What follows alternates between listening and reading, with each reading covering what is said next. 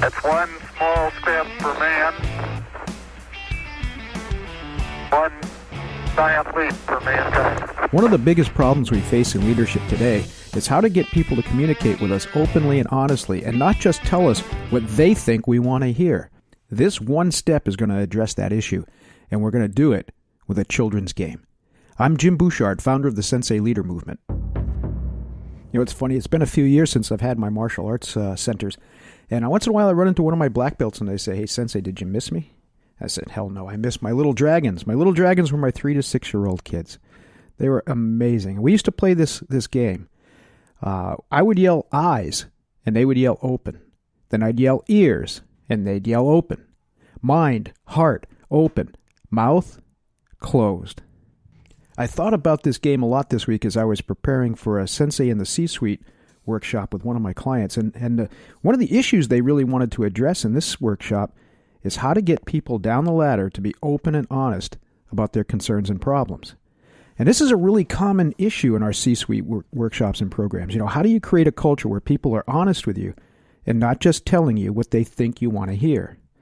Anyways, I started making notes for the workshop. I also happened to listen to episode 666 of HBR's podcast, IdeaCast. I listen to the program all the time, but this particular episode really came at the right moment. You know, I have to admit, I almost skipped it because the title was Creating Psychological Safety in the Workplace. I'm not happy to admit it, but my bias kind of crept in. I didn't want to listen to another new agey, soft pedal rant about how we just have to bow to everyone's, feelings. We don't want to hurt anybody's feelings, but that's hardly what was going on here.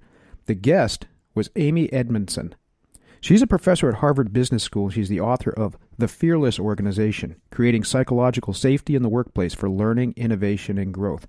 And as I listened, and I'm glad I did, I understood that her approach was anything but soft. In fact, she addressed that issue in the program. She's talking about creating a genuinely healthy communication environment, not insulating people from hurt feelings, necessarily. But the more I listened, the more I thought about my little dragons. Believe it or not, that exercise wasn't just designed as a cute little kid's game either. I was trying to teach the most important lesson, one of the most important lessons in life, that learning is more about input than output. Now, leaders sometimes lose sight of this fact, and I understand why. We're expected to talk. It's our job to communicate and to be the face and the voice of our organization. We're counted on to rally the troops and to sell, whatever form that might take at any given time. But it usually doesn't take long to get to the heart of the problem when we're facing this in our workshops. Most leaders will really quickly acknowledge or admit that they just slipped into a routine where the mouth dominates and the ears, the eyes, the mind, and the heart kind of fade as priorities. Sometimes it's a matter of urgency, sometimes efficiency. But I've rarely found that it's a lack of care and compassion, really. Sometimes, but not usually. In fact, a lot of times it's just like dealing with your own family.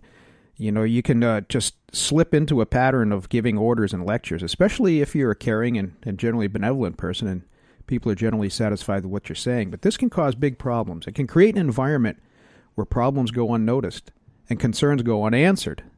And this way, minor issues can really fester into major disasters. Effective leaders want people to share their concerns, not just to vent or complain, but to really create solutions, to innovate, right, and to improve. So how do we get people to speak up and avoid surrounding ourselves with the classic yes men? Let's go back to our little dragons. A big part of what I liked about working with this group was how open and candid they are. At that age, right, they'd ask me, "Sensei, why are you bald?" I love questions like that, questions most adults wouldn't even think about asking. I'd regularly had what we called mat chats, which was just where we just sat down on the floor and talked. And I remember one particular day when I would ask this regularly, I said, "Who wants to be a black belt?" Well, one kid didn't raise his hand, and I think that's the first time that ever happened. So I asked him, I said, "You don't want to be a black belt?" He said, "No." I said, "Well then, what do you want to be?" He said, "I want to be a dentist." Well, I had all I could do to keep from laughing out loud. I didn't want to discourage him. And I told him, "Hey, I think you'll make a great dentist someday, and you can be a black belt and a dentist both, right?" Anyway, I've had a lot of moments like that through the years. I've also had a lot of parents praise me for my ability to get even the most difficult kids to open up, sometimes about things that are really uncomfortable and even painful. And I've given a lot of thought to this over time, because I do have some skill in this area. But I wanted to know why. If for no other reason, I wanted to train other instructors to develop the same rapport with their students. And I also have this same ability with adults. I'm the guy that can sit at the bar and 10 minutes later someone's told me their whole life story.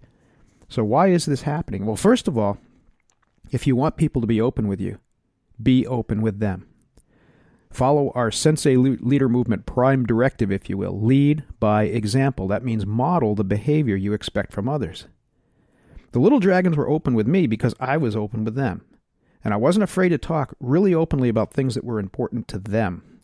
I was always generous with praise for good behavior and good work, but I was equally comfortable offering criticism and correction when they needed it. Where many adults went soft on them, the dragons really appreciated when I was honest and direct. Now, of course, I had to adjust language and delivery in respect to their age, but I treated them as people, not as little kids. In fact, we had this kind of running theme. So whenever a young person or a parent would pull the "they're just kids" card, I'd say, no. Out there, you might be a little kid. In here, you're a martial artist. Well, they loved it, and they responded to it. So let's dig into our little game again and how that can help us be better leaders. The biggest reason that my little dragons are so open with me is because I listened to them. And they knew that I cared about what they had to say and what they had to share. They knew that to me, what they had to offer was important. Eyes, ears, mind, and heart open. That's not only the key to learning, but it's also the key to effective communication and building an authentic connection with others. Eyes open. It means paying attention. You know, another little game I used to play with the dragons, I'd ask them, what are the two most important words in the martial arts? And they'd yell back, pay attention. I'd argue that these are probably the two most important words in life and in business too. In fact, the greatest gift you can give to another person is your attention. When someone is speaking, look at them. Make sure they know you're listening and you care. Now, this also speaks a little bit to the importance of management by walking around. Your presence means something. Don't be the undercover boss. Be a visible and interested person in the lives of the people that you serve. Ears open. Of course, this means listening sincerely, right? Not to find an advantage, not to confirm a bias, or even to contradict an opposition view, right? It's not, and really it's not to just trick the other person into thinking you care about what they're saying. Too many people do that. If you don't care, don't bother. And I mean that sincerely. Call me immediately for some executive coaching. We'll get that squared away. Listen to understand. Listen to affirm that the other person's voice matters. Now, this doesn't mean you're going to bow down to every whim or concede every point. It's not what it's about. It's about valuing the other person's input, regardless of the eventual outcome. You're not conceding, you're considering. Mind open, or at the very least, avoiding prejudgment, prejudice, right? You know, if you want others to be open with you, like I said earlier, you've got to be open with them, and that means being open-minded to what they have to say. Make this a key discipline in your life. Prove that you have an open mind consistently with your words and your actions. Now, one of the greatest challenges we ever see in this area is when organizations ask me to address resistance to change. And they usually ask me to help them overcome this resistance. Why? Resistance is a signal. It can be a real blessing.